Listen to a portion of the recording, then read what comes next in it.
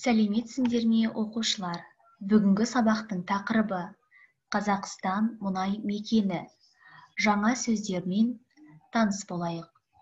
Жүргізген, бұрғылау, тереңдіктен, бұрқақ, атқылаған, құрал, жұлынды, алдын алады, бойыт, көмірсутек. 5-ші тапсырма.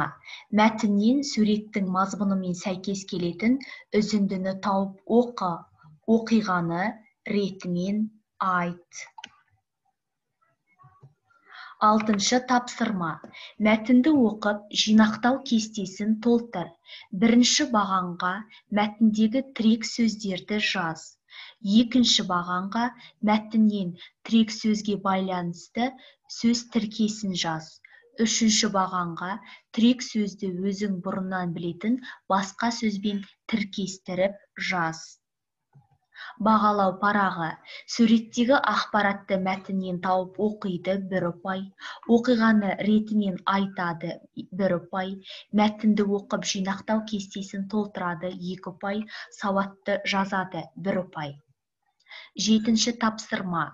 Көп нүктенің орнына қажетті сөзді қой. Берілген қажетті сөздер: жүргізген, бұрғылау, тереңдіктен, бұрқақ, құралдың, атқылаған, алдын алады. Берілген сөйлемдер: Қазақстан мұнай құбырын 10.000 шақырымға қажетті сөзді қоямыз.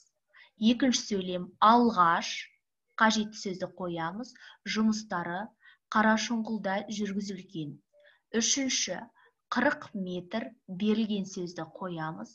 Алғаш мұнай бұрқағы атқылаған. 4-ші: мұнай өндіретін, қажетті сөзді қоямыз. Bir бөлігі жылынады. Сыртқа мұнаймен бірге улы газ, қажетті сөзді қоямыз. 7-ші: мамандар мұндай экологиялық апаттың, қажетті сөзді қойып жазамыз. 9-шы тапсырма, жазылым тапсырмасы.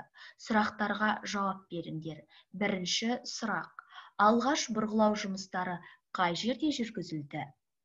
2-ші: Доссорда қай жылы неше метрге дейін мұнай бұрқағы атқылады?